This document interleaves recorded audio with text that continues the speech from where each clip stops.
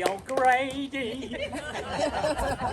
So I just wanted to say thank you everybody for coming out to help us celebrate our friend's huge event. And I met Patrick about 5 years ago, and he saved my life, and I'm sure he's done the same for all of you. And you know, he was kind of my other sponsor, if you will.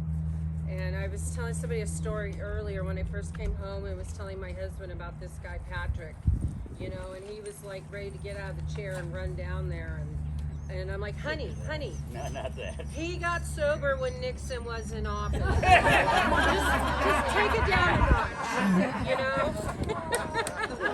I met her husband, and you don't want to mess with him. He loves He's Patrick. he's one of these guys, just lovable as all get out, but he looks badass.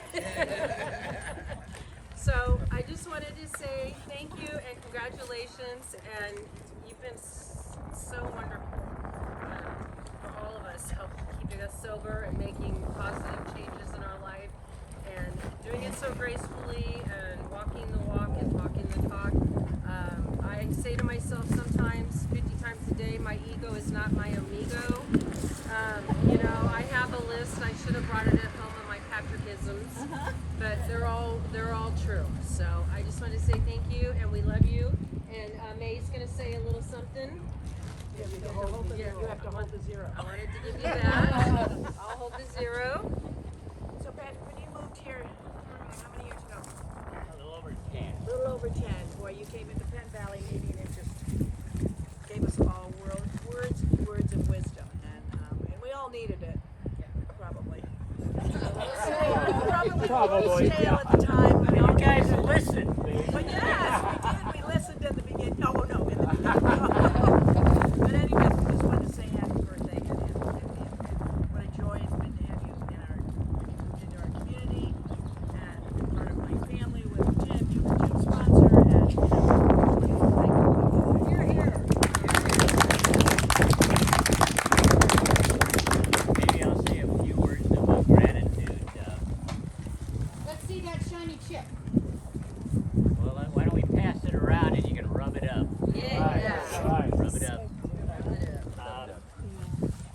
I don't even remember my first meeting because my sister, who had gone to this AA stuff for about 10 months, and it was my son's mother, my first wife, for her birthday. It was her natal birthday, and we went over to her sister's house, Fran, and for lunch, and I was drunk already. And then we went over to my sister's, and she was full of this newcomers stuff. And she started talking about, and served me my last drink, which was cold duck.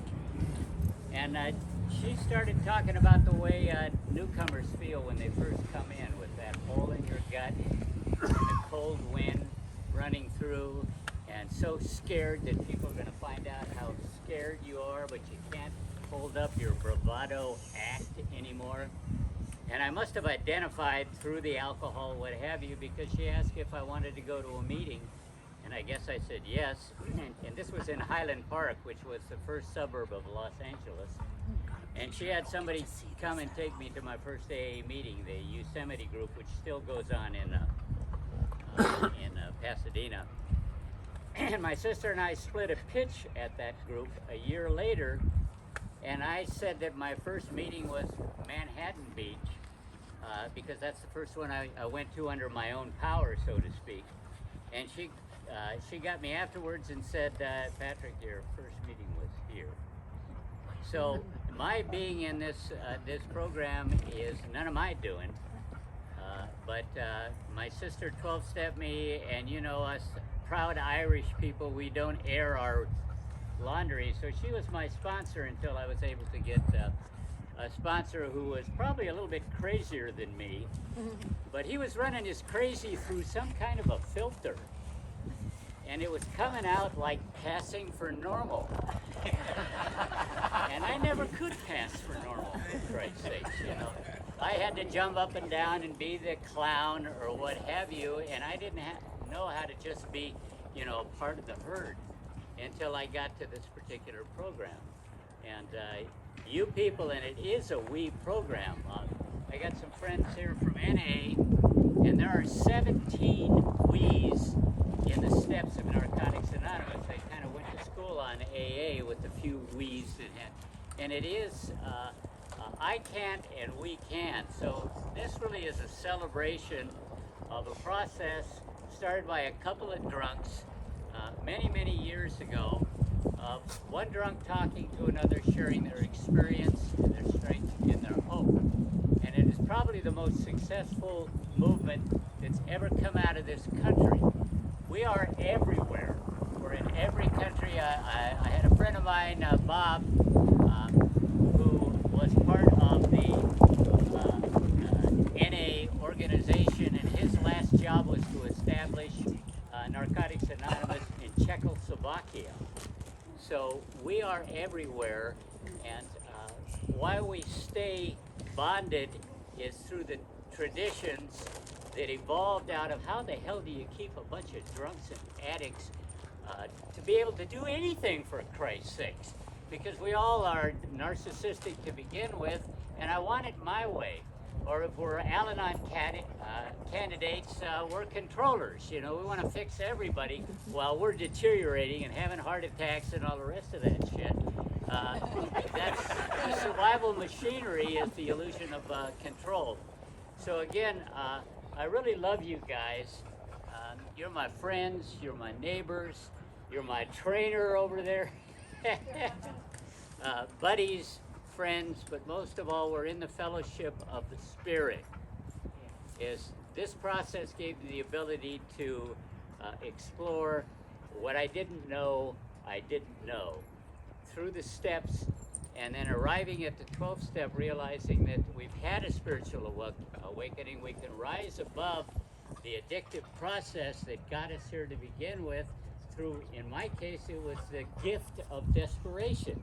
Because you won't do 4 steps and moral inventories and service and so forth unless I had the gun of alcoholism and addiction pointed to my head saying, you're going to have a life that works wonderful, or I'm going to blow your brains out. And that's what it is if we pick up again.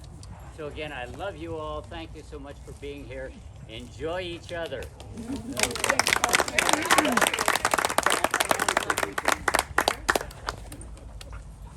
So should we sing? Not yet, not yet. So I wanted to First put together a little plaque here. And, Who are you? Yeah, introduce yourself. I'm his son.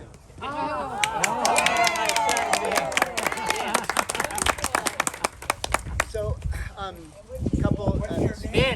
Vincent Joseph Hartman. Yeah.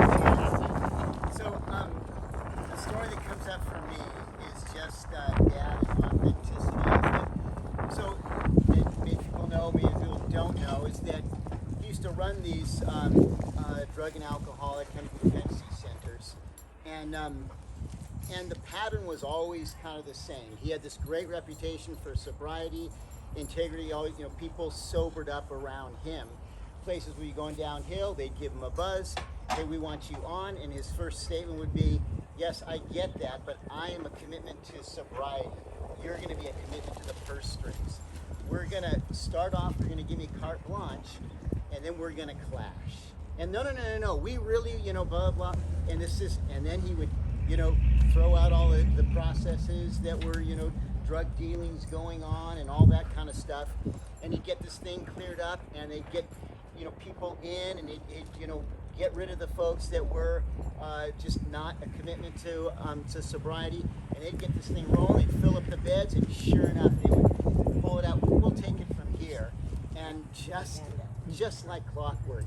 Well, one of the times when he would come in, I would come and I'd visit him, and one time what happened was I just happened to be in the background and tons of people, and it's sort of, new sheriff in town, right? And you've got the women on one side, the guys on the other, and the energy in the room is going down while COO to CEO comes up and what we're gonna do here is we're gonna get you, all this kind of stuff. Then Dad steps up and he goes, I'd like to tell you that we're gonna do this, and we're gonna do that, and so but let's be honest. what's better than heroin? You know, and everybody just rises. I would stand in line all night long for tickets to that show, huh? You know, and you just watch as the energy comes up, and it's just, it's an alcoholic addict to an alcoholic addict. He's speaking this language, and you'd see people just, you know, yeah, but what's the problem? What are we all here for? Well, first of all, you lose your teeth, you know, and you then your job, your wife, and then pretty soon your life. Well, you guys haven't lost that yet, and you just see as he's grabbed onto them, there's a connection made, and I'm sure the same is with you guys. And I remember him saying, now you're going to want to trade one addiction for the other. So a lot of times you're going to want to, you know, go from alcohol to smoking, alcohol to food, alcohol. You're going to want to go from alcohol to sex. Well, think about what you have here. You've got women on one side and guys on the other. But before you try to trade one addiction for the other, I just want you to look around. The odds may be good, but the goods are odd. That's just one of tons of times. So, you know, 15 years ago, I was at one of these 40 years of sobriety, and I remember we went through something like this, and there was this one guy there, tons and tons of people, quite the legend in Los Angeles. And I said, you know, so what brings you here? Have you met my dad? And he goes, no. It was just, I came all the way from San Pedro or something. I just wanted to meet the legend, you know. And I just, you know, I'd peer in and see that this message would just radiate, you know, and go through, and we get to talking. Well, what I want to share with this is something that happened many times. We went to pick out, I think it was a Christmas gift for someone, and he introduced me to some people, oh, so-and-so, and it was a couple. And then Dad went off one aisle, and then I started going another aisle, and they came up and they said, you know, just tears in their eyes. They said, there are angels on this planet. We would not be here if it wasn't for your dad. We wouldn't be here. That guy fished us out. And it would just want to let you know that. And that's happened many, many times. And so out of that is this that I want to present you with, Dad. Congratulations, Dad, on 50 years. Quote, angels take many forms, and your father is one of them. I've heard this many times in my life from recovered addicts and alcoholics, often sharing that they were rescued by Dad when their last leaf of hope fell on the floor. Dad's response has always been, they have it backwards. It's them that have saved me.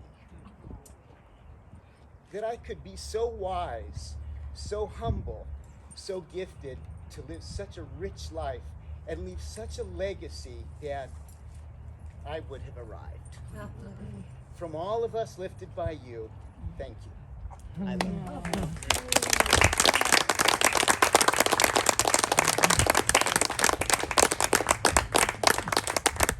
Thank you all. Let's have a party. Yeah.